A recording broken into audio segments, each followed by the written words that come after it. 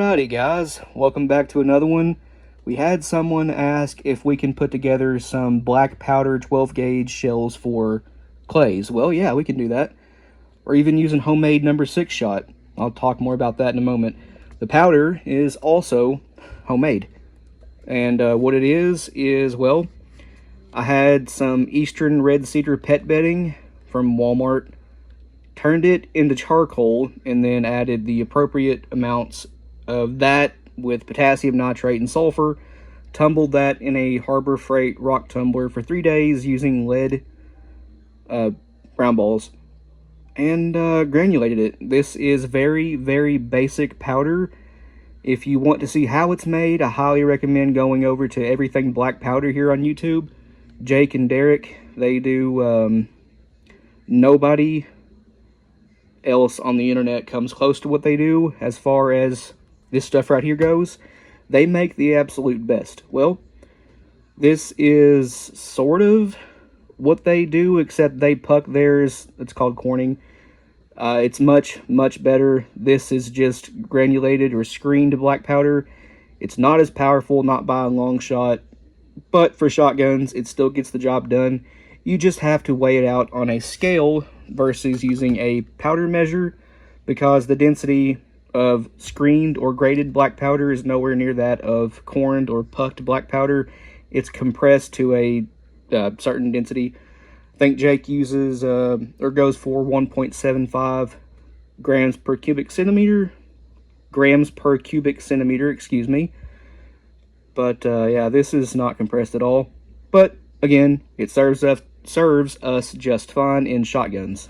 In case I forgot to mention it, that is 77 parts potassium nitrate, 13 parts Eastern Red Cedar charcoal, and 10 parts sulfur. Black powder only has 3 ingredients. It is very, very easy to make, and it's actually a lot of fun. And again, it is tumbled for 3 days using lead round balls in a Harbor Freight rock tumbler.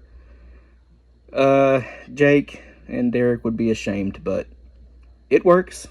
So the components besides this: a brand new primed Fiocchi 2 3/4 inch 12 gauge hull, a Maxi Nitro card. This one is 70 thou, nothing special there. A Claybuster CB0118-12 or the Winchester WT12 clone by Claybuster. Cut the bottom of the wad off. We're only going to be using the shot cup. That's it. This has no cushion, no filler. It's not needed for clays. We are not trying to keep the shot as round as possible. We're not using buffer.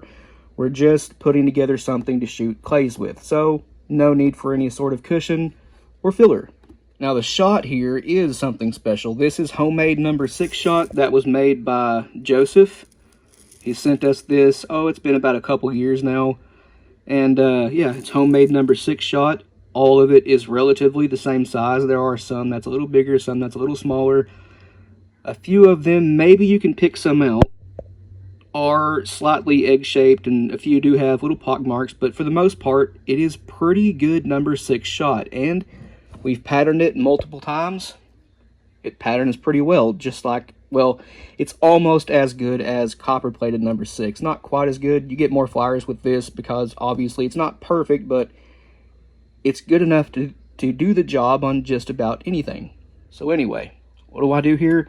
Well, we need 80 of this stuff right here, and again, that has to be weighed on a scale. Store-bought black powder, if it's of any good quality, you have a powder measure. For black powder, you weigh out, let's say, 50 grains. You dump that onto the scale, it should be 50 or very, very close to 50. Well, with my powder, because it is not compressed or pucked, well, it needs to be weighed because the density is much lower. It's not as powerful. So you have to weigh out an 80 grain charge, if that makes sense. If I sound a little nasally or stopped up, it's because I am. It's been raining here a lot lately, and I've been outside, and allergies and whatnot. But anyway, let's throw this together.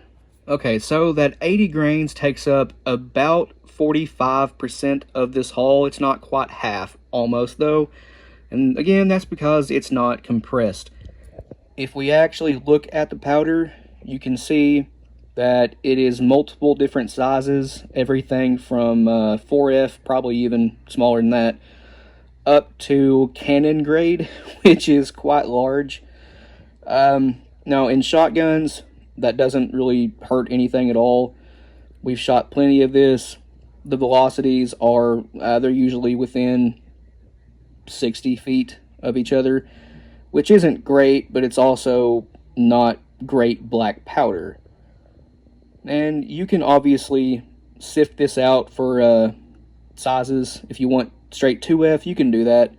But we aren't too concerned about it. We're just shooting it in shotguns. We're not hunting with it. We're not going for really tight spreads with the velocity or great groups or anything. No, this is just stuff for us to have fun with.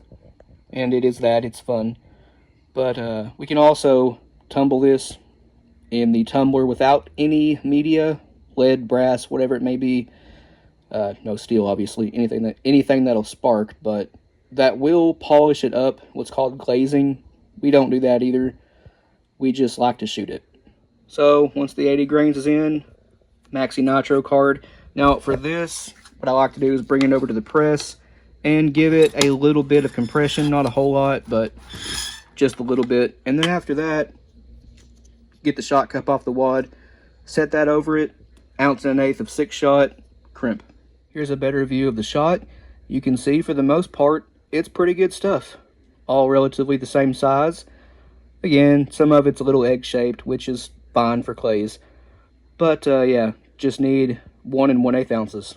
I always forget to mention this, but we are using an overshot card too. Just set that right on top.